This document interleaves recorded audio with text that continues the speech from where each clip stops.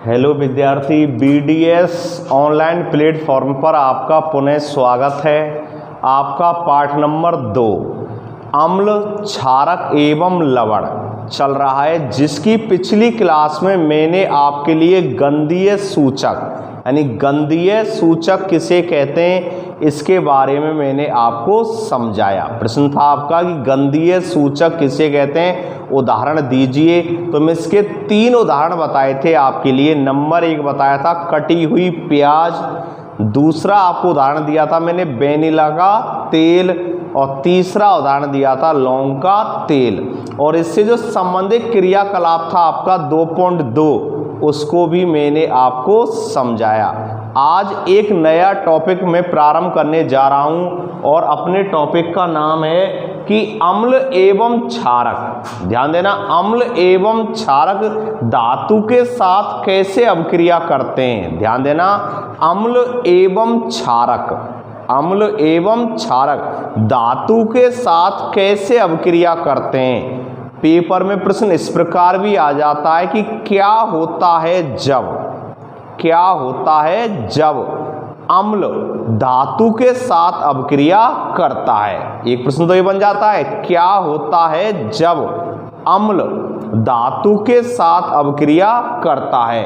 या प्रश्न ऐसे भी बनकर आ सकता है, क्या होता है जब क्षार धातु के साथ क्या करता है, अभिक्रिया करता है। तो ये आपका टॉपिक है जिसको सम्मिलित रूप से आपकी बुक में एक ही टॉपिक बना दिया है कि अम्ल एवं क्षारक, अम्ल एवं क्षारक धातु के साथ कैसे अभिक्रिया करते हैं, कैसे अभिक्रिया करते हैं। तो ध्यान से समझना, पहले मैं इसका आपको सामान्य वे समझा रहा हूं, तो ध्यान से भाई, कि जो अम्ल होते हैं, अम्ल क्या होते हैं, अम्ल।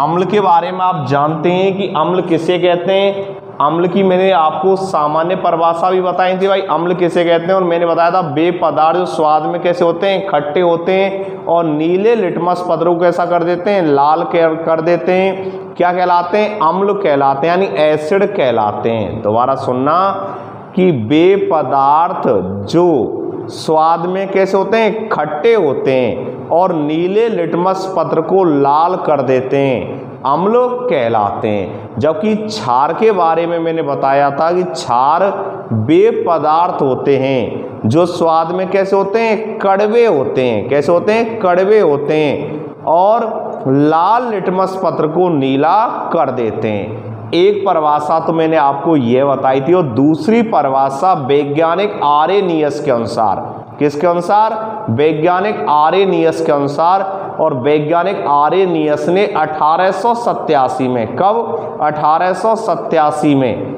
ध्यान देना कब, 1887 में अम्ल एवं क्षार की परिकल्पना प्रस्तुत की थी। और उसमें मैंने आपके लिए बताया था कि अम्ल किसे कहते हैं। तो मैंने लिखाया था कि वे पदार्थ जो जलीय विलयन में हाइड्रोजन आयन देते हैं, वे पदार्थ जो जलीय विलयन में हाइड्रोजन आयन देते हैं या H आयन देते हैं, क्या कहलाते हैं, अम्ल कहलाते हैं। क्या कहलाते हैं, अम्ल कहलाते हैं। ध्यान समझना, गौर देना, मैं आपको बता रहा हूं अम्ल और क्षार के बारे में।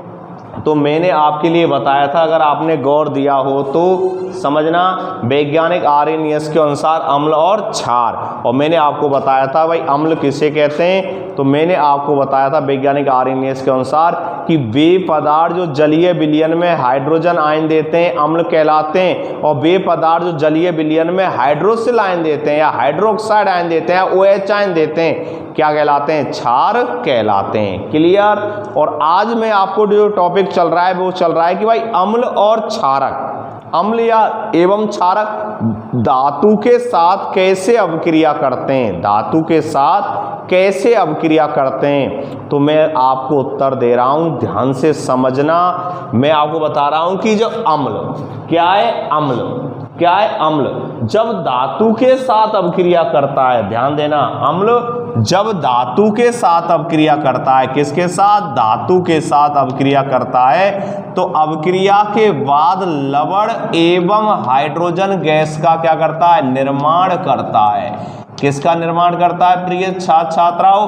लवण एवं हाइड्रोजन गैस, लवण एवं हाइड्रोजन गैस। ध्यान देना, टॉपिक क्या था आपका? टॉपिक डाल लेना। टॉपिक था आपका कि अम्ल एवं क्षारक धातु के साथ कैसे अभिक्रिया करते हैं। और मैंने टॉपिक को थोड़ा सा चेंज करके भी बोला था, एक बार और सुन लो ध्यान से। प्रश्न ऐसे भी आता है बोर्ड में, सृजनात्मक प्रश्न बनते हैं, इनको सृजनात्मक प्रश्नों के नाम से जानते हैं कि क्या होता है जब अम्ल, क्या होता है जब अम्ल धातु के साथ अभिक्रिया करते हैं। तो मैं उत्तर दे रहा हूं ध्यान से कि अम्ल जब धातु के साथ अभिक्रिया करते हैं तो लवण और हाइड्रोजन गैस का क्या करते हैं? निर्माण करते हैं। किसका निर्माण करते हैं? किसका निर्माण करते हैं? हाइड्रोजन गैस का निर्माण करते हैं। आई बात समझ में? तो अम्ल जब धातु के साथ अभिक्रिया करेंगे तो क्या बनाएंगे? लवण और हाइड्रोजन गैस, लवण और हाइड्रोजन गैस। और धातु किसे कहते हैं? बहुत बार आपने पढ़ा है भाई धातु के बारे में। तो देखो, धातु उन्हें कहते हैं जो कठोर होते हैं, विद्युत के कैसे होते हैं? सुचालक होते हैं। उनमें तन्यता का क्या पाया जाता है? गुण पाया जाता है। किसका? तन्यता का क्या पाया जाता है? गुण पाया जाता है। चमकीले होते हैं। कैसे होते हैं? चमकीले। समझना, धातुओं के मैं गुण बता रहा हूं। धातु कैसे होते हैं? चमकीले होते हैं। नंबर 1, धातु कैसे होते हैं? कठोर होते हैं। कैसे होते हैं? कठोर होते हैं। धातु जो होते हैं वो विद्युत के कैसे होते हैं? सुचालक होते हैं। सुचालक यानी उनमें से विद्युत धारा क्या हो जाती है? प्रवाहित हो जाती है। क्लियर? धातुओं में तन्यता का गुण पाया जाता है। तन्यता का मतलब होता है कि धातुओं को पीट कर पतले तार के रूप में क्या कर सकते हैं? परिवर्तित कर सकते हैं। पतले तार के रूप में, बिल्कुल पतले महीन तार के रूप में। और मैंने आपको कभी बताया होगा कि भाई सबसे ज्यादा तन्यता का गुण जो होता है वो किस में पाया जाता है? सोने में पाया जाता है। कौन सी धातु में पाया जाता है? सोने में पाया जाता है। और इतना पाया जाता है, सुन लीजिए, कि 1 ग्राम सोने में से, 1 ग्राम सोने से, मात्र 1 ग्राम सोने से और 2 किलोमीटर लंबा पतला तार बनाया जा सकता है। यानी 1 ग्राम सोने से और 2 किलोमीटर पतला तार बनाया जा सकता है। तो ये गुण होते हैं धातुओं के। क्लियर? तो मैं उत्तर दे रहा हूं। प्रश्न था क्या होता है जब अम्ल धातुओं के साथ अभिक्रिया करते हैं, और मैंने उत्तर दिया है कि अम्ल जब धातुओं के साथ अभिक्रिया करते हैं तो लवण और हाइड्रोजन गैस का निर्माण करते हैं। किसका निर्माण करते हैं? लवण एवं हाइड्रोजन गैस का। किसका? लवण एवं हाइड्रोजन गैस का। क्लियर? क्लियर ये बात?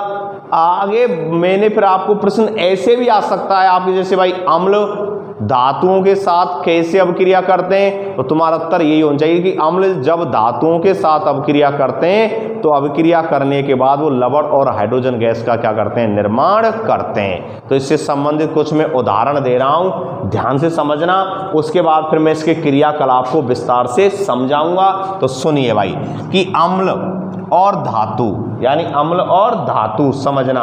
तो मैं उदाहरण दे रहा हूं कि भाई आपके लिए अम्ल और धातु का। आई बात समझ में? अम्ल और धातु का। और मैंने बता दिया कि अम्ल जो होते हैं ना वो धातु के साथ मिलके लवण एवं हाइड्रोजन गैस का क्या करते हैं? निर्माण करते हैं। क्या करते हैं? निर्माण करते हैं। क्लियर? अब मैं लिख रहा हूं अम्ल। जैसे उदाहरण के लिए अम्ल है H2SO4। अरे सल्फ्यूरिक अम्ल क्या है? सल्फ्यूरिक अम्ल। H2SO4 क्या होता है? सल्फ्यूरिक अम्ल होता है। होता है नहीं होता है? अम्लों का राजा। क्या होता है? अम्लों का राजा। क्लियर? कैसा लिया हमने? तनु लिया। कैसा लिया? तनु। तो वो बात लिखना आपको कंपलसरी नहीं है, आप सीधा लिखो भाई H2SO4। क्लियर? और ये अभिक्रिया कर रहा है Zn के साथ। Zn क्या है यहाँ पर? धातु। क्या है प्रिय छात्र छात्राओं? धातु। तो अभिक्रिया करने के बाद ये बनाएगा, क्या बनाएगा? ZnSO4। ZnSO4 और प्लस क्या बना देता है? H2। तो ZnSO4 जो जिंक सल्फेट है, क्या है? जिंक सल्फेट है। क्या बना है? Zinc sulphate. लिख देता हूं आपकी समझ के लिए, जिंक सल्फेट। तो जिंक सल्फेट क्या है यहाँ पर? जिंक सल्फेट क्या है यहाँ पर? लवण है। क्या है? लवण। और हाइड्रोजन गैस H2 क्या हुआ? Hydrogen gas. क्या हुआ? Hydrogen gas. क्लियर? समझना, गौर देना। H2 क्या है यहाँ पर, हाइड्रोजन गैस। आ रही है बात समझ में? तो देखिए H2SO4 यानी H2 क्या है, हाइड्रोजन गैस। और मैं अब दोबारा से अब रिपीट कर रहा हूं, समझना। H2SO4 क्या है, अम्ल है, अम्ल, जिसको H2SO4 को हम सल्फ्यूरिक अम्ल के नाम से भी जानते हैं, अम्लों का राजा भी कहते हैं इसको, ठीक है ना। और किसके साथ क्रिया कर रहा है, Zn के साथ। Zn क्या हुआ, धातु है। Zn का परमाणु क्रमांक होता है 30, धातु है। और अब क्रिया के बाद क्या बना रहा है, ZnSO4 प्लस H2 यानी लवण और हाइड्रोजन गैस का निर्माण करता है। तो देखिए जब कोई अम्ल, H2SO4 क्या है, अम्ल है। जब कोई अम्ल और किसके साथ, धातु के साथ, Zn क्या है, धातु है, क्या बना रहा है, लवण बना रहा है, जिंक सल्फेट बना रहा है, और प्लस क्या बना रहा है, हाइड्रोजन गैस। क्या बना रहा है, हाइड्रोजन गैस। क्लियर? तो जब कोई अम्ल धातु के साथ अभिक्रिया करता है तो अभिक्रिया करने बाद क्या बनाता है, लवण प्लस हाइड्रोजन गैस का क्या करता है, निर्माण करता है। और उदाहरण देखिए, समझना कि HCl क्या है, हाइड्रोक्लोरिक अम्ल। क्या है भाई, हाइड्रोक्लोरिक अम्ल। HCl हाइड्रोक्लोरिक अम्ल। क्लियर? किसके साथ, अरे किसके साथ, Mg के साथ, Mg मैग्नीशियम। Mg मैग्नीशियम परमाणु क्रमांक कितना होता है, 12। कितना होता है, 12। संयोजकता कितनी होती है, +2। कितनी होती है, +2। क्लियर? तो देखिए HCl क्या है यहाँ पर, अम्ल। जो भी एक क्रिया हो रही है तनु अम्ल के साथ हो रही है। कैसे अम्ल के साथ, तनु अम्ल के साथ। क्लियर? इस बात को अपने दिमाग में बसा लेना, तनु अम्ल के साथ क्रियाएं हो रही हैं। क्लियर? तो HCl तनु अम्ल है। धातु क्या है, Mg है। क्या है, Mg। ठीक है ना, क्या है, Mg। H2SO4 plus Zn। अब क्रिया के बाद क्या बना रहा है, ZnSO4 प्लस H2। तीर का चिन्ह लगा लेना है यहाँ पर। क्लियर? अब देखिए HCl क्या है, HCl क्या हुआ यहाँ पर, अम्ल हुआ। किसके साथ क्रिया कर रहा है, मैग्नीशियम के साथ क्रिया कर रहा है। तो देखो ये अम्ल हुआ, ये क्या हुआ, धातु हुआ, और अब क्रिया के बाद बना रहा है MgCl2 यानी कि मैग्नीशियम क्लोराइड। क्या बना रहा है, मैग्नीशियम क्लोराइड, और प्लस क्या बना रहा है, हाइड्रोजन गैस। क्या बना रहा है प्रिय छात्राओं, हाइड्रोजन गैस। तो मैग्नीशियम क्लोराइड यानी MgCl2 क्या हो गया, magnesium chloride plus hydrogen gas. तो देखिए मैग्नीशियम क्लोराइड क्या है, लवण है। हाइड्रोजन गैस अपने है ही है। किसने बनाया है, अम्ल, और किसने, धातु ने। अम्ल कौन है, हाइड्रोक्लोरिक अम्ल, और धातु कौन है, Mg। दोनों ने क्रिया कर क्या बना दिया, MgCl2 प्लस H2। क्या बना दिया, H2। क्लियर? एक उदाहरण और दे देता हूं आपके लिए, समझना कि H2SO4 कैसा, H2SO4 तनु अम्ल लिया है, H सल्फ्यूरिक अम्ल। किसके साथ अब क्रिया कर रहा है, Fe के साथ। Fe होता है आयरन, लोहा। क्या होता है, लोहा। 26वें नंबर पर आता है। क्लियर? ठीक है ना, आयरन, Fe लोहा। आई बात समझ में? तो देखिए H2SO4 क्या हो गया, अरे H2SO4 क्या हो गया, सल्फ्यूरिक अम्ल हुआ कि नहीं हुआ। Fe क्या हो गया, Fe हो गया अपना क्या, अरे Fe क्या हो गया अपना, धातु, जो 26वें नंबर पर आता है। लेकिन Fe की संयोजकताएं 2 होती हैं, +2 भी दर्शाता है, +3, इसलिए इसके परिवर्तनशील संयोजकता वाला, यानी धातु भी कहते हैं इसे, परिवर्तनशील संयोजकता दर्शाता है ये तत्व आयरन, +2 भी और +3 भी। ठीक है ना, क्लियर? वो बात एक एक्स्ट्रा है, आप तो समझो भाई। अम्ल H2SO4 किसके साथ क्रिया कर रहा है, धातु के साथ। Fe क्या है, धातु। अब क्रिया के बाद क्या बनाएगा, FeSO4। क्या बोलते हैं इसको, फेरस सल्फेट।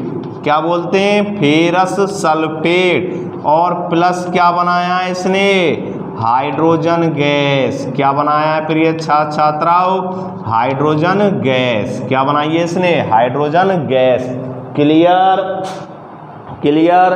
कोई प्रॉब्लम किसी को प्रॉब्लम? दोबारा समझिए, गौर देना, समझना कि भाई H2SO4 क्या हो गया, अम्ल है कि नहीं है, और Fe क्या है, धातु है। अब क्रिया करने बाद क्या बनाया है, फेरस सल्फेट, और क्या बना दिया, हाइड्रोजन गैस।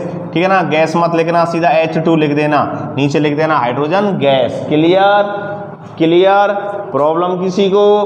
तो मैंने बताया है कि भाई जब अम्ल, क्या अम्ल जब किसके साथ, धातु के साथ अभिक्रिया करते हैं, क्या करते हैं, धातु के साथ अभिक्रिया करते हैं, तो अभिक्रिया करने के बाद क्या बनाते हैं, लवण और हाइड्रोजन गैस का क्या करते हैं, निर्माण करते हैं। किसका, लवण और हाइड्रोजन गैस का क्या करते हैं, निर्माण करते हैं। क्लियर।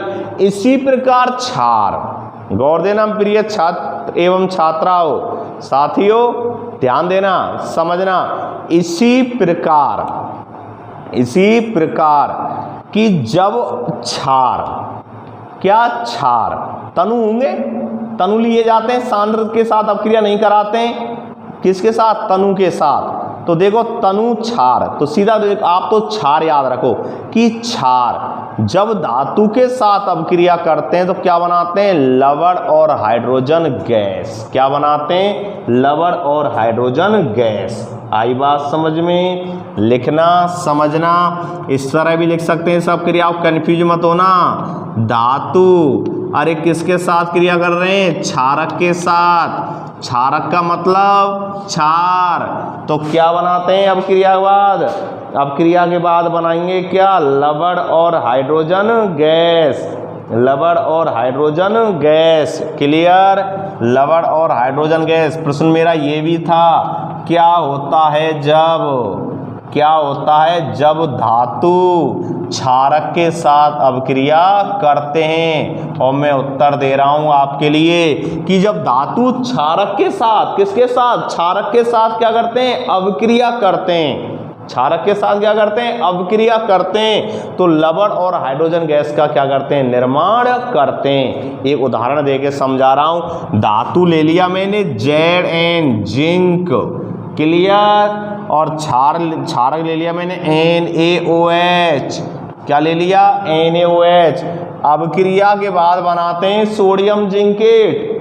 क्या बनाते हैं, सोडियम जिंकेट, यानी Na2ZnO2 प्लस हाइड्रोजन गैस। ये क्या हो गया, सोडियम जिंकेट।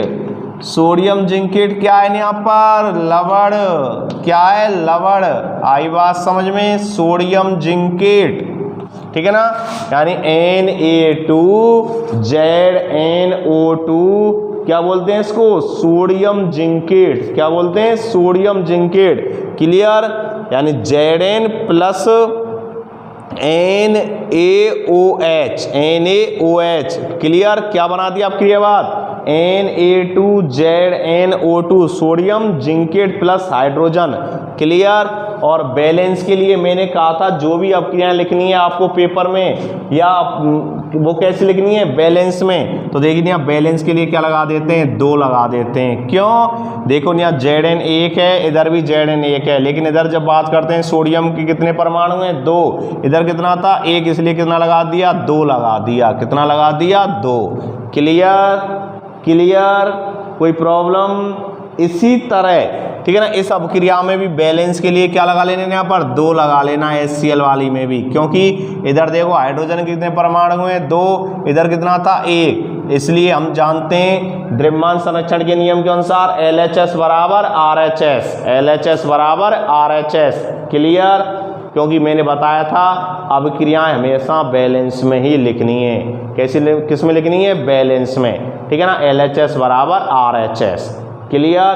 तो देखिए यहाँ हाइड्रोजन कितने थे, 2, यहाँ कितने थे, 2, यहाँ हाइड्रोजन कितने हो जाएंगे, 2 लगाने से 2। क्लोरीन देखो इधर कितने हो गए, 2, क्लोरीन 2 परमाणु हो गए, इधर क्लोरीन के पहले से कितने, 2। क्लियर। Mg कितना, 1, और Mg कितना, 1। बैलेंस में इसमें देखते हैं, देखो हाइड्रोजन कितने हैं, 2, हाइड्रोजन के परमाणु कितने हैं इधर, 2, यानी अभिकारक पक्ष और उत्पादक पक्ष दोनों देखे जाते हैं। यहाँ देखो सल्फर का 1, सल्फर का 1, ऑक्सीजन का 4, ऑक्सीजन का 4, Fe का 1, Fe का 1। क्लियर। तो अब क्रियाएं बैलेंस में ही लिखनी है आपको। आई बात समझे। प्रश्न चल रहा था, क्या चल रहा था, ध्यान देना दोबारा से। क्या प्रश्न चल रहा था कि अम्ल जब धातु के साथ अपक्रिया करते हैं तो क्या बनाते हैं, लवण एवं हाइड्रोजन गैस का क्या करते हैं, निर्माण करते हैं। और जब क्या है, धातु जब किसके साथ, क्षारक के साथ, यानी अम्ल जब धातु के साथ अपक्रिया करते हैं, अम्ल जब धातु के साथ अपक्रिया करते हैं तो क्या बनाते हैं, लवण और हाइड्रोजन गैस। और धातु जो है जब वे क्षारक के साथ अपक्रिया करेंगे या क्षारक जब धातुओं के साथ अपक्रिया करेंगे, कैसे भी कहते ना, धातु जब क्षारकों के साथ अपक्रिया करेंगे या क्षारक जब धातुओं के साथ अपक्रिया करेंगे तो क्या बनाएंगे, लवण और हाइड्रोजन गैस का क्या करेंगे, निर्माण करेंगे। तो आपका टॉपिक क्या था, हमारा टॉपिक था कि अम्ल एवं क्षारक धातु के साथ कैसे अपक्रिया करते हैं। तो मैंने उत्तर दिया है आपको कि भाई अम्ल और क्षारक धातु के साथ अपक्रिया करके लवण और हाइड्रोजन गैस का निर्माण करते हैं। और कई मैंने उदाहरण आपके लिए दिए हैं, ठीक है ना। एक उदाहरण और दे देता हूँ, ठीक है ना, समझना कि भाई एल्युमिनियम क्या है, एल्युमिनियम, एल्युमिनियम क्या हुआ भाई, धातु, क्या हुआ, धातु। क्लियर। परमाणु क्रमांक कितना होता है, 13। कितना होता है, 13। संयोजकता होती है +3। कितनी होती है, +3। और ये क्रिया कर रहा है NaOH के साथ, सोडियम हाइड्रोक्साइड प्रबल क्षार, pH होती है 14।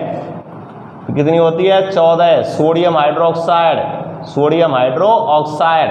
क्लियर। और अपक्रिया करने के बाद, ध्यान देना प्रिय छात्राओं, अपक्रिया करने के बाद क्या बना रहा है, ये बना रहा है सोडियम मेटा एल्यूमिनेट।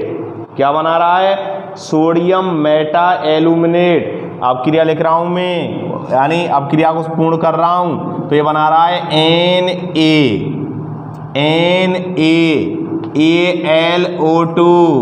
NaAlO2 और इसको बोलते हैं हम सोडियम, क्या बोलते हैं, लवण बना है वैसे ये NaAlO2 क्या एक लवण है। और मैं इसको लवण का नाम बता रहा हूं sodium Meta, sodium Meta, sodium Meta aluminate, sodium Meta aluminate,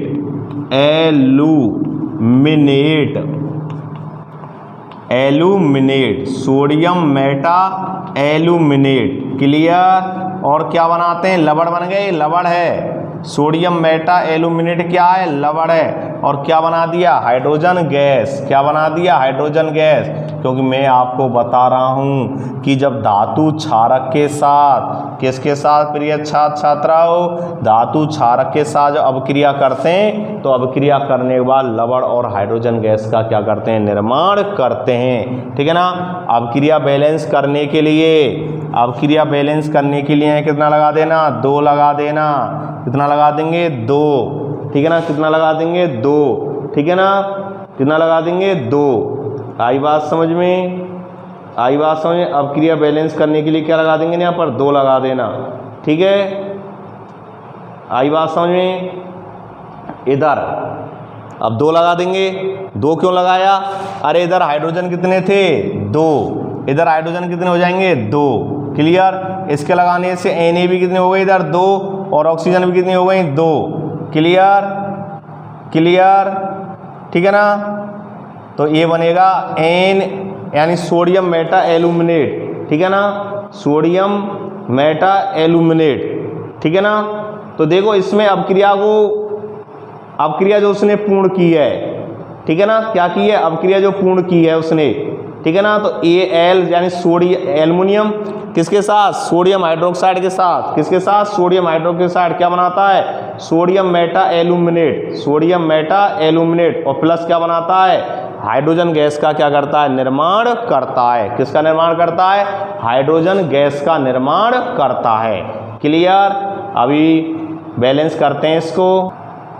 तो देखिए प्रिय छात्राओं, ये जो अपक्रिया है एल्युमिनियम प्लस सोडियम हाइड्रोक्साइड वाली, एल्युमिनियम प्लस सोडियम हाइड्रोक्साइड वाली, यह अपक्रिया किसकी, जल की उपस्थिति में और होगी। किसकी उपस्थिति में, जल की। तो इसमें क्या लिख लेंगे हम, जल और लिख देंगे, जल की उपस्थिति में संपन्न होगी। तो यहाँ पर क्या लिख देंगे, H2O। क्या लिख देंगे H2O। और इसको जब हम बैलेंस करते हैं, क्या करते हैं इसको प्रिय छात्राओं, जो बैलेंस करेंगे तो देखिए 2 हमने यहाँ पर लगा दिया था, 2 यहाँ पर लगा दिया था, यहाँ पर 2 लगा दिया था, क्लियर। तो देखिए यहाँ पर क्या लगा देंगे, 2 लगा देंगे, और 2 लगाने और यहाँ पर कितना लगा देंगे, 3। कितना लगा देंगे, 3। तो सुनो, एल्यूमिनियम कितने हो गए, 2, एल्यूमिनियम कितने हो गए, 2, सोडियम के देखो कितने परमाणु हो गए, यहाँ 2 लगाने से 2, यहाँ पर कितने हो गए, 2, ऑक्सीजन देखो 2 और 2 कितने हो गए, 4, 2 दूनी 4, क्लियर। हाइड्रोजन देखो 2 तो ये रे, और 2 दूनी 4 कितने, 6 परमाणु, इधर 3 दूनी 6, कितना, 3 दूनी 6। यानी ऐसे समझना कि जो एल्युमिनियम है, एल्युमिनियम जब क्षार के साथ अपक्रिया करता है ना, तो इसमें किसकी उपस्थिति में करेगा, जल की उपस्थिति में करेगा। किसकी उपस्थिति में करेगा, जल की उपस्थिति में करेगा। और अपक्रिया के बाद क्या बनाएगा, सोडियम मेटा एल्यूमिनेट बनाएगा। क्या बनाएगा, सोडियम मेटा एल्यूमिनेट। और क्या बनाए देगा, हाइड्रोजन गैस का क्या कर देगा, निर्माण कर देगा। क्या कर देगा, हाइड्रोजन गैस का क्या कर देगा, निर्माण कर देगा। क्लियर ये बात। मैं बता रहा था आपके लिए कि जब धातु क्षारकों के साथ अपक्रिया करते हैं तो अपक्रिया करने के बाद हाइड्रोजन अपक्रिया करने के बाद लवण और हाइड्रोजन गैस का क्या करते हैं, निर्माण करते हैं। जब धातु क्षारकों के साथ अपक्रिया करते हैं ना, तो लवण और हाइड्रोजन गैस का क्या करते हैं, निर्माण करते हैं। तो टॉपिक क्या था, टॉपिक था कि भाई अम्ल और अम्ल और क्या, क्षार। अम्ल और क्षार या क्षारक जब धातु के साथ कैसे अपक्रिया करते हैं, तो तुम्हारा उत्तर चाहिए कि अम्ल जब धातु के साथ अपक्रिया करते हैं तो लवण और हाइड्रोजन गैस बनाते हैं। क्लियर। और जब हम क्षार धातु के साथ अपक्रिया करते हैं तो लवण और हाइड्रोजन गैस बनाते हैं। और दोनों के मैंने 2 उदाहरण आपके सामने दिए, ठीक है ना। इसके 3 उदाहरण दिए, इसके 2 दिए कि भाई Zn क्या हुआ, धातु है। Zn कौन है यहाँ पर, धातु। NaOH कौन है यहाँ पर, क्षारक। क्रिया कर क्या बना रहे हैं, सोडियम जिंकेट बना रहे हैं, Na2ZnO2, Na2ZnO2। क्लियर। प्लस क्या बना रहे हैं, हाइड्रोजन गैस। प्लस क्या बना रहे हैं, हाइड्रोजन गैस। अब है एल्युमिनियम जो किसके साथ क्रिया कर रहा है, क्षारक के साथ अपक्रिया कर रहा है, तो ये जल की उपस्थिति में होगी अपक्रिया। किसकी उपस्थिति में होगी, जल की में। क्लियर। और जल की उपस्थिति में होगी तो क्या बनाएगा, सोडियम मेटा एल्यूमिनेट बना देगा जो एक लवण है, प्लस क्या बना देगा, हाइड्रोजन गैस का निर्माण कर देगा। किसका निर्माण कर देगा, हाइड्रोजन गैस का निर्माण कर देगा। आई बात समझ में। तो सीधी सी बात है, ऊपर दी गई अपक्रियाओं से क्या स्पष्ट हो रहा है कि जब धातु जो होते हैं ना, धातु वो अम्लों से हाइड्रोजन क्या करते हैं, प्रतिस्थापित करते हैं। क्या करते हैं, प्रतिस्थापित। आई बात में। इसी प्रकार ध्यान देना, इसी प्रकार जो धातु होते हैं जब क्षारकों के साथ अपक्रिया करते हैं वो भी लवण और हाइड्रोजन गैस का क्या करते हैं, निर्माण करते हैं। लवण और हाइड्रोजन गैस का। तो एक प्रश्न बनता है यहाँ पर हल्का सा कि भाई बहुत बात चल रही है लवण कि भाई लवण क्या है, लवण क्या है। वैसे इसका विस्तार आपकी बुक में पूरा आ गया, लेकिन यहाँ पर लवण की आपकी बुक में एक परिभाषा दे रखी है, तो उसको मैं आपको लिखा देता हूँ। क्या परिभाषा है कि अम्लों के अवशिष्टों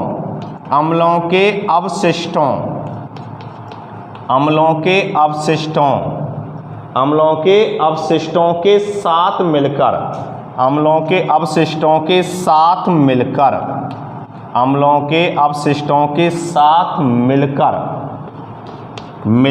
अम्ल यानी अम्ल के अवशिष्टों के साथ मिलकर, या अम्लों का लेना, अम्ल के अवशिष्टों के साथ मिलकर धातु एक यौगिक बनाता है। अम्ल के अवशिष्टों के साथ मिलकर धातु एक यौगिक बनाता है। क्या बनाता है, एक यौगिक बनाता है। क्या करता है, एक यौगिक बनाता है। क्लियर। क्या बनाता है, एक यौगिक बनाता है, यानी अम्ल के अवशिष्टों के साथ मिलकर धातु एक यौगिक बनाता है, जिससे हम क्या कहते हैं, लवण कहते हैं। क्या कहते हैं, लवण कहते हैं। आई बात समझ, लवण कहते हैं। क्यों, अम्लों के अवशिष्टों के साथ मिलकर धातु एक क्या बनाता है, यौगिक बनाता है। क्या बनाता है, यौगिक बनाता है। उससे ही हम क्या कहते हैं, लवण कहते हैं। क्या कहते हैं, लवण। इसका अर्थ यह समझो, आप समझना मेरी बात को, इसका अर्थ आप यह समझो भाई, अम्ल तो अम्ल क्या देते हैं, एच आयन या हाइड्रोजन आयन। भाई बे हाइड्रोजन आयन दे रहे हैं, नहीं दे रहे हैं। अरे बे पदार्थ जो जलीय विलयन में क्या देते हैं, हाइड्रोजन आयन देते हैं, क्या कहलाते हैं, अम्ल। तो हाइड्रोजन आयन दे दिया, तो हाइड्रोजन आयन तो इससे क्या हो जाते हैं, निकल जाते हैं, ये निकल गए। शेष क्या बचा इधर, SO4, क्या बचा, SO4। और SO4 किसके साथ मिला है, Zn के साथ। तो मिला है कि नहीं मिला है, अम्लों के अपशिष्टों के साथ मिलकर धातु एक यौगिक बनाता है। धातु जो होते हैं धातु ही तो है, और किसके साथ, अम्लों के अपशिष्टों के साथ। क्यों, हाइड्रोजन आयन तो निकल गए, और पहचान किससे हो रही है अम्लों की, हाइड्रोजन आयन से ही तो हो रही है। अरे अम्लों की पहचान किससे हो रही है, हाइड्रोजन आयनों से ही तो हो रही है। तो हाइड्रोजन आयन क्या हो गए, निकल गए, क्या हो गए, निकल गए। और हाइड्रोजन आयन जब क्या हो जाते हैं, निकल जाते हैं, सीधी सी बात है, शेष जो बचता है उसको हम अवशिष्टों के नाम से जानते हैं। जब अम्ल में से हाइड्रोजन आयन निकल जाते हैं, या एच आयन निकल जाते हैं, या हाइड्रोजन आयन निकल जाते हैं, तो जो शेष रहता है उसको अवशिष्टों के नाम जानते हैं, अवशिष्टों। और अवशिष्ट जो होते हैं ना, अवशिष्ट जो होते हैं ये धातु के साथ मिलकर एक यौगिक बना देते हैं, जिसको साइंस की भाषा में लवण के नाम से जानते हैं। किसके नाम जानते हैं, लवण के नाम से जानते हैं। और वैसे आप पढ़ेंगे लवण का निर्माण कब होता है, कि अम्ल और क्षार जब परस्पर अभिक्रिया करते हैं ना, तब लवण का निर्माण होता है, जिसको हम उदासीनीकरण अभिक्रिया के नाम से भी जानते हैं। कि जब अम्ल और क्षार परस्पर अभिक्रिया करते हैं तो लवण एवं किसका, जल का निर्माण होता है। लवण एवं किसका निर्माण होता है, जल का। और इस अभिक्रिया को हम किसके नाम से जानते हैं, इस अभिक्रिया को हम यानी उदासीनीकरण अभिक्रिया के नाम से जानते हैं। क्लियर। तो आपका ये टॉपिक था कि भाई अम्ल जब धातु के साथ अभिक्रिया करते हैं तो क्या बनाते हैं, लवण एवं हाइड्रोजन गैस। और दूसरा टॉपिक इसी में था कि जब अम्ल क्षारक के साथ क्या करते हैं, अभिक्रिया करते हैं, क्या करते हैं, क्षारक के साथ क्या करते हैं, अभिक्रिया करते हैं, तो क्या बनाते हैं, समझना दोबारा। अम्ल जब धातु के साथ अभिक्रिया करते हैं, अम्ल धातु के साथ अभिक्रिया करते हैं तो क्या बनाते हैं, लवण और हाइड्रोजन गैस। और दूसरा टॉपिक क्या है, जब धातु क्षारक के साथ अभिक्रिया करते हैं, धातु क्षारक के साथ अभिक्रिया करते हैं तो क्या बनाते हैं, लवण और हाइड्रोजन गैस। क्या बनाते हैं, लवण और हाइड्रोजन गैस। क्लियर। प्रॉब्लम किसी को, ठीक है ना। और इसमें मैंने आपको एक टॉपिक और बता दिया, लवण किसे कहते हैं। तो लवण की परिभाषा मैंने आपको समझा दी। क्या, अम्ल के अपशिष्टों के साथ मिलकर धातु एक यौगिक बनाता है, जिससे हम लवण के नाम से जानते हैं। किसके नाम जानते हैं उसे, लवण के नाम से जानते हैं। किसके नाम जानते हैं, लवण के नाम से। क्लियर, कॉन्सेप्ट क्लियर, ठीक है ना। आई बात समझ में। अब इसका एक क्रियाकलाप है। क्या है, क्रियाकलाप। और क्रियाकलाप को मैं आपको समझाने जा रहा हूं। तो ये क्रियाकलाप क्या है कि भाई अम्ल धातुओं से क्रिया करके हाइड्रोजन गैस देते हैं। ये आ चुका है, मैंने समझा दिया है पार्ट नंबर 1 में, याद आ रहा होगा आपको कि अम्ल धातुओं से क्रिया करके क्या देते हैं, हाइड्रोजन गैस देते हैं। एक क्रियाकलाप द्वारा समझाइए। या बनने वाली गैस हाइड्रोजन ही है।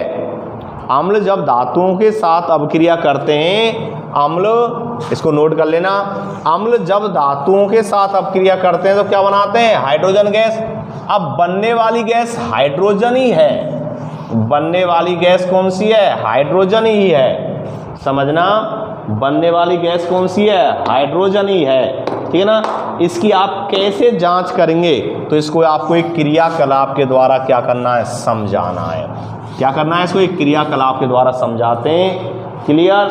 या प्रश्न ऐसे भी आ जाता है, भाई अम्ल धातुओं से क्रिया करके हाइड्रोजन गैस देते हैं, ये क्रियाकलाप द्वारा समझाइए। क्लियर। तो सुनिए, इसको मैं एक क्रियाकलाप के द्वारा समझा रहा हूं, ध्यान से समझना। कि भाई एक परख नली लेते हैं। क्या लेते हैं, परख नली। एक हमने क्या ले ली, परख नली ले ली। क्या ले ली प्रिय छात्राओं, एक परख नली ले ली। ऐसे एक परख नली ले ली। क्लियर। और परख नली के अंदर, समझना, एक हमने क्या ली, परख नली ली। और परख नली के अंदर हमने क्या लिया, 5 ml क्या लिया, तनु H2SO4 क्या ले लिया, अम्ल ले लिया। कितना, 5 ml कैसा, तनु H2SO4 अम्ल डाला। समझना, एक परख नली ली और परख नली के अंदर हमने 5 ml तनु H2SO4 अम्ल डाला। और इसके अंदर जब अम्ल डाल दिया, उसके बाद इसके अंदर हमने क्या, कुछ मात्रा में क्या डाला, दानेदार क्या डाला, जिंक डाला। क्या डाला, दानेदार जिंक के क्या करते हैं, कुछ टुकड़े डालते हैं। क्या करते हैं, दानेदार जिंक के, किसके, दानेदार जिंक के कुछ क्या डालते हैं, टुकड़े डालते हैं। किसके, दानेदार जिंक के। ध्यान देना, समझना। एक हमने क्या ली, परख नली ली, ठीक है ना। परख नली में हमने क्या लिया, 5 ml तनु H2SO4 अम्ल लिया और इसमें हमने कुछ दानेदार जिंक के क्या डाल दिए, टुकड़े। दानेदार जिंक के टुकड़े को मत लिखना, दानेदार जिंक की लिख लो, ठीक है ना। दानेदार जिंक के क्या डाल दिए, टुकड़े डाल दिए। क्लियर। और हमने क्या लिया, एक छिद्रित कॉर्क लिया। क्या लिया, छिद्रित कॉर्क लिया इस तरह, और परख नली के मुख को क्या कर दिया, बंद कर दिया। इस तरह छिद्रित था, ये क्या था, छिद्रित। आ रही बात समझ में। क्या लिया हमने, एक छिद्रित कॉर्क लिया और इसको हमने यानी परख नली के मुख को इससे क्या कर दिया, बंद कर दिया। और इस छिद्रित कॉर्क में हमने एक प्रवाह नली क्या कर दी, फंसा दी। इस तरह एक प्रवाह नली क्या कर दी, फंसा दी। और प्रवाह नली जो थी ना, प्रवाह नली, इसका जो दूसरा सिरा था, प्रवाह नली का जो दूसरा सिरा था वो साबुन से भरे विलयन में, यानी दूसरा जो इसका सिरा था ना, किसका, प्रवाह नली का। किसका प्रिय छात्राओं, प्रवाह नली का। ये यानी प्रवाह नली का जो दूसरा सिरा था वो हमने क्या किया, साबुन के से भरे हुए, यानी साबुन से भरा हुआ क्या था, ये पात्र था। साबुन के विलयन से भरा हुआ एक क्या था, पात्र था। उसमें हमने व्यवस्थित कर दिया। क्या कर दिया, व्यवस्थित कर दिया। आइए समझे, प्रवाह नली के दूसरे सिरे को साबुन के विलयन में क्या कर देते हैं, डाल देते हैं या व्यवस्थित कर देते हैं। तो ये क्या हो गई अपनी प्रवाह नली। क्या हो गई, प्रवाह नली। ये क्या है, साबुन। क्या है, साबुन का क्या है, विलयन है। क्या है, साबुन का विलयन। क्लियर। साबुन का क्या है अपना, ये विलयन। क्लियर। और ये क्या था अपना, ये कॉर्क था, वो भी कैसा, छिद्रित। कैसा था प्रिय छात्राओं, छिद्रित कॉर्क था। क्लियर। और छिद्रित कॉर्क में हमने क्या किया, एक प्रवाह नली क्या कर दी, हमने फंसा दी। और प्रवाह नली का दूसरा जो सिरा था ना, कौन सा, दूसरा सिरा, ये दूसरा सिरा है, ये साबुन का जो विलयन है, साबुन के विलयन से भरे हुए पात्र में क्या कर दिया, व्यवस्थित कर दिया। क्या कर दिया, व्यवस्थित कर दिया। और जो परख नली है, इस परख नली को एक स्टैंड पर, किस पर प्रिय छात्राओं, एक स्टैंड पर क्या कर दिया हमने, व्यवस्थित कर दिया। एक स्टैंड पर क्या कर दिया हमने, व्यवस्थित कर दिया। इस तरह हमने स्टैंड लिया और उस स्टैंड पर हमने क्या कर दिया, इसको व्यवस्थित कर दिया। इस तरह एक स्टैंड था और स्टैंड पर क्या किया हमने, इसको व्यवस्थित कर दिया। इस तरह चित्र को बना लेना आप। स्टैंड पर क्या किया हमने, इसको व्यवस्थित कर दिया। इस तरह आई बात समझ में। स्टैंड पर क्या किया हमने, इसको व्यवस्थित कर दिया। इस तरह क्या किया, इसको व्यवस्थित कर दिया। क्लियर। क्लियर आ रही है बात समझ में। इस तरह इस परख नली को हमने क्या किया, एक स्टैंड पर हमने क्या कर दिया, व्यवस्थित कर दिया। इस तरह इसको व्यवस्थित कर दिया। क्लियर। ठीक है ना। इस तरह हमने इसको क्या किया, व्यवस्थित कर दिया। ध्यान देना, समझना। आ रही है बात समझ में, ध्यान दे के समझना। क्या किया, इसको एक स्टैंड पर हमने क्या किया, व्यवस्थित कर दिया। इस प्रकार। क्लियर। आई बात समझ में। प्रॉब्लम किसी को, तो ये क्या हो गया, स्टैंड हो गया। क्या हो गया, स्टैंड हो गया। ये अपनी क्या हो गई, परख नली हो गई। हुई कि नहीं हुई, परख नली। ये क्या हो गया अपना, कॉर्क हो गया, जिसको आप ढक्कन के नाम से भी जानते हैं। क्या हो गया अपना, कॉर्क हो गया। क्या हो गया, कॉर्क। क्लियर। क्लियर। ठीक है ना। ये साबुन से भरा हुआ क्या हो गया, विलयन हो गया। साबुन से भरा हुआ क्या हो गया, विलयन हो गया। दोबारा समझिए प्रयोग को कि हमने क्या ली, परख नली ली। क्या ली, एक परख नली। और परख नली में लगभग हमने क्या लिया, 5 ml क्या लिया, तनु H2SO4 अम्ल लिया। ठीक है ना। और तनु H2SO4 अम्ल लेकर उसमें कुछ दानेदार यानी जिंक यानी जस्ते के क्या डाल दिए, टुकड़े डाल दिए। एक छिद्रित क्या लिया हमने, कॉर्क लिया और उसमें प्रवाह नली फंसाकर परख नली के मुख को कॉर्क से क्या कर दिया, बंद कर दिया। प्रवाह नली फंसा दी और इस परख नली के जो है उसके मुख को क्या कर दिया, बंद कर दिया। और प्रवाह नली का जो दूसरा सिरा है ना वो साबुन के विलयन में क्या कर दिया, डाल दिया। क्या कर दिया, डाल दिया। क्लियर। और इसको हमने एक स्टैंड पर क्या कर दिया, कस दिया। कुछ समय बाद हम देखते हैं कि जो साबुन के जो विलयन है उसमें हमें बुलबुले उड़ते हुए दिखाई देते हैं। क्या होते हैं, बुलबुले उड़ते हुए दिखाई देते हैं। साबुन का विलयन इसलिए लिया क्योंकि साबुन के विलयन में यानी हमें बुलबुले जो होते हैं ना वो स्पष्ट दिखाई दे जाते हैं। क्या हो जाते हैं, हमें स्पष्ट दिखाई दे जाते हैं। क्या हो जाते हैं, स्पष्ट बुलबुले दिखाई देने की वजह से हमने क्या लिया, साबुन का क्या लिया, विलयन लिया। क्यों, क्योंकि तनु H2SO4 और दानेदार जिंक ने क्या की थी, अभिक्रिया की थी। और अभिक्रिया करने से क्या बनी, गैस बनी। और जो गैस थी ना वो प्रवाह नली से होती हुई, किससे, प्रवाह नली से होती हुई कहाँ पहुंच गई, साबुन के विलयन में। और साबुन के विलयन में वो गैस है ना वो बुलबुलों के रूप में निकल रही है।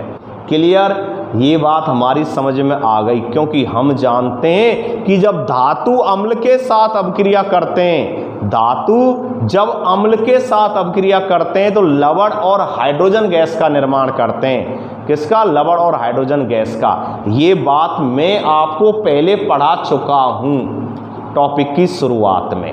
क्लियर। कुछ उदाहरण भी मैंने दिए थे, लेकिन मैं अब आपको यह बता रहा हूं कि भाई बनने वाली गैस हाइड्रोजन ही है। बनने वाली गैस कौन सी है, हाइड्रोजन ही है। भाई गैस कोई सी हो सकती है, भाई गैस कोई सी भी हो, चाहे ऑक्सीजन हो, कार्बन डाइऑक्साइड हो, चाहे हाइड्रोजन हो, सब किसके रूप में निकलेगी, बुलबुलों के रूप में साबुन के विलयन में। साबुन का विलयन इसलिए लिया था हमने ताकि हमें बुलबुलों के रूप में स्पष्ट रूप से ये दिखाई दे जाए कि भाई क्या बन रही है, गैस बन रही है। इसलिए साबुन का विलयन लिया था क्योंकि साबुन के विलयन में जो हम बुलबुले बनते हैं ना वो हमें स्पष्ट नजर आ जाते हैं। अब ये बात तो सिद्ध हो गई भाई कोई ना कोई गैस बनी है, लेकिन कौन सी गैस बनी है, उस गैस की जांच के लिए हम क्या करते हैं भाई, एक जलती हुई क्या ले जाते हैं, मोमबत्ती ले जाते हैं। क्या ले जाते हैं, जलती हुई मोमबत्ती ले जाते हैं। एक जलती हुई मोमबत्ती लाते हैं प्रिय छात्राओं, ध्यान देना। इस तरह यह है और एक जलती हुई मोमबत्ती। क्या, एक जलती हुई मोमबत्ती लाते हैं। तो जो मोमबत्ती होती है ना, मोमबत्ती ये चटचट या फटफट की ध्वनि के साथ, ये चटचट या फटफट ध्वनि के साथ क्या होती है, जलती है। क्या होती है, जलती है। ये चटचट या फटफट ध्वनि के साथ क्या होती है, जलने लगती है। आई समय। और चटचट या फटफट की ध्वनि जो होती है उसको साइंस की भाषा में पॉप ध्वनि के नाम से जानते हैं। कौन सी ध्वनि के नाम से, पॉप ध्वनि के नाम से। कौन सी ध्वनि के नाम से, पॉप ध्वनि। और पॉप ध्वनि जो होती है ना वो हमेशा कौन सी गैस उत्पन्न करती है, वो हाइड्रोजन गैस उत्पन्न करती है।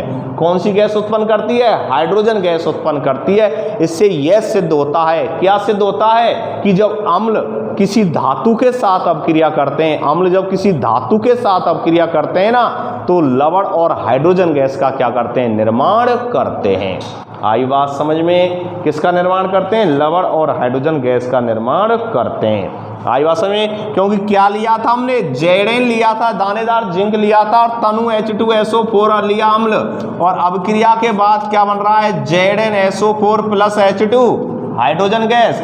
और ZnSO4 क्या है, यहाँ पर लवण है, H2 क्या है, हाइड्रोजन गैस है। ठीक है ना। Zn क्या था, धातु था। क्या है, धातु। और H2SO4 सल्फ्यूरिक क्या है, अम्ल है, जिसको अम्लों का क्या कहते हैं, राजा। क्या कहते हैं, अम्लों का राजा। तो धातु जब अम्ल के साथ अपक्रिया करते हैं तो क्या बनाते हैं, लवण और हाइड्रोजन गैस। ये बात मैंने आपको पहले बता दी है। और क्रियाकलाप के द्वारा मैंने आपको यही समझाया है कि बनने वाली गैस कौन सी है, हाइड्रोजन है। इसके लिए हमने क्या किया, क्रियाकलाप में एक परख नली ली। परख नली में क्या लिया, 5 ml तनु H2SO4 अम्ल लिया, उसमें दानेदार क्या डाल दिया, जिंक। और एक छिद्रित क्या लिया, कॉर्क लिया। और छिद्रित कॉर्क में एक प्रवाह नली को फंसाया। ठीक है ना। और परख नली को या एक प्रवाह नली को फंसाया और छिद्रित कॉर्क से परख नली के मुख को क्या कर दिया, बंद कर दिया। और ध्यान देना, और क्या किया कि प्रवाह नली का दूसरा जो सिरा था वो साबुन से भरे हुए विलयन में क्या कर दिया, व्यवस्थित कर दिया, और इसको जो परख नली थी इसको हमने स्टैंड पर क्या कर दिया, व्यवस्थित कर दिया। कुछ समय बाद देखते हैं कि साबुन के विलयन से बुलबुले उड़ते हुए दिखाई देते हैं, जो इस बात के प्रमाण है, इस बात के सूचक हैं कि क्या बन रही है, गैस। क्या बन रही है, गैस। लेकिन बनने वाली गैस कौन सी है, इसकी जांच के लिए हम एक जलती हुई क्या ले जाते हैं, मोमबत्ती ले जाते हैं। तो मोमबत्ती जो होती है ना वो चटचट या फटफट की ध्वनि के साथ क्या होती है, जलती है, और कुछ समय बाद क्या हो जाती है, बुझ जाती है। और चटचट और फटफट की जो ध्वनि होती है ना, इसको साइंस में हम पॉप ध्वनि के नाम से जानते हैं। और पॉप ध्वनि जो होती है ना वो हाइड्रोजन गैस ही उत्पन्न करती है। कौन सी गैस उत्पन्न करती है, हाइड्रोजन गैस उत्पन्न करती है। और इससे यह सिद्ध होता है, क्या सिद्ध होता है कि भाई बनने वाली गैस कौन सी है, बनने वाली गैस कौन सी है, हाइड्रोजन गैस है। तो हम कह सकते हैं, क्या कह सकते हैं कि जब अम्ल और धातु जो परस्पर क्रिया करते हैं तो कौन सी गैस बनती है, हाइड्रोजन गैस का क्या होता है, निर्माण होता है। या हम ये कह सकते हैं अम्ल धातुओं से क्रिया करके लवण और हाइड्रोजन गैस का क्या करते हैं, निर्माण करते हैं। आई बात समझ में, क्लियर। तो ये था आपका क्रियाकलाप 2.3। कौन सा था, 2.3। क्लियर। प्रॉब्लम किसी को, अरे किसी को प्रॉब्लम भाई इसमें, तो ये था आपका कौन सा, क्रियाकलाप, ठीक है ना, 2.3। बहुत महत्वपूर्ण है, बोर्ड ने कई बार पूछा है, पुराने पेपर उठा के देख लेना। टॉपिक था, क्या टॉपिक था कि अम्ल और क्षारक धातु के साथ कैसे अभिक्रिया करते हैं। तो इसके मैंने कई उदाहरण बताए आपके लिए, मैंने उत्तर दिया था अम्ल जब धातु के साथ अभिक्रिया करते हैं तो लवण और हाइड्रोजन गैस बनते हैं, और क्षार जब धातु के साथ अभिक्रिया करते हैं तब भी लवण एवं हाइड्रोजन गैस बनते हैं। और इसका मैंने क्रियाकलाप बताया कि बनने वाली गैस हाइड्रोजन ही है, बनने वाली गैस कौन सी है, हाइड्रोजन ही है। इसका मैंने आपको एक क्रियाकलाप कराया। Clear, clear.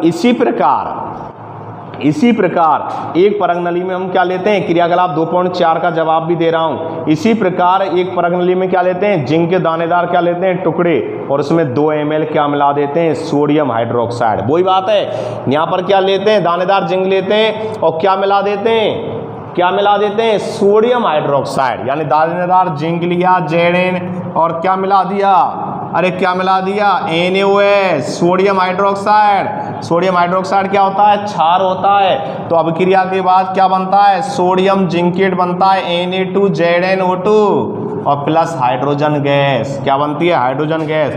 और बैलेंस के लिए यहाँ क्या लगा देना, 2 लगा देना। क्या लगा देंगे, 2 लगा देना। आई समझे, क्या बनता है, सोडियम जिंकेट।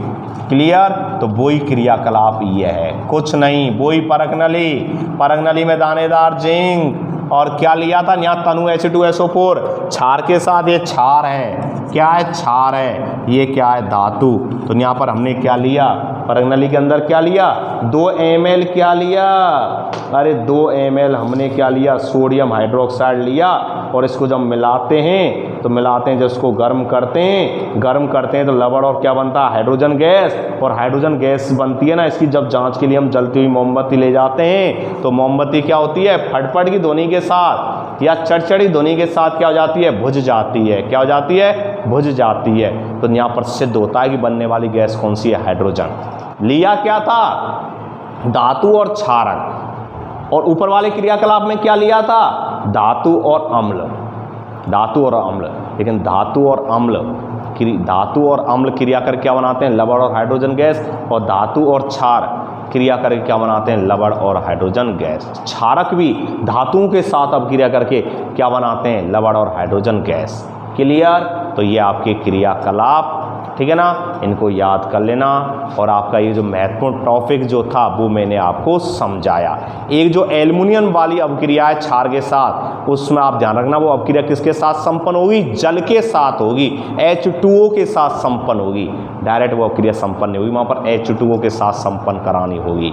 क्लियर। यानी जो ध्यान देना, एल्युमिनियम वाली जो मैंने अभिक्रिया बताई थी भाई, एल्युमिनियम जब क्षार के साथ अभिक्रिया करता है तो वो बनाता है एल्युमिनियम।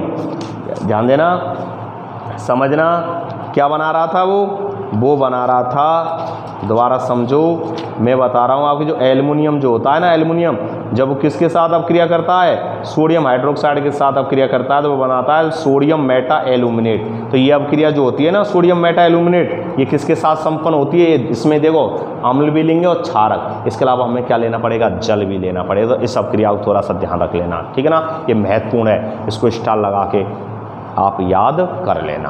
क्लियर।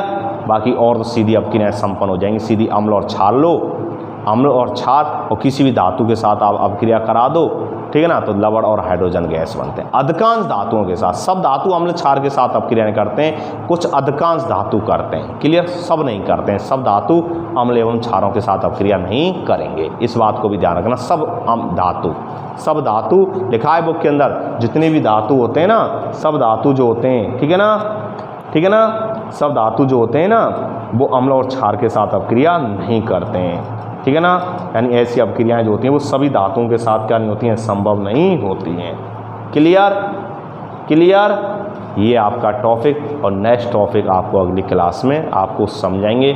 चित्र को बना लेना अच्छी तरह से और समझ लेना इस बात को, ठीक है ना। मिलते हैं नेक्स्ट अगली क्लास में एक नए टॉपिक के साथ। ओके, धन्यवाद।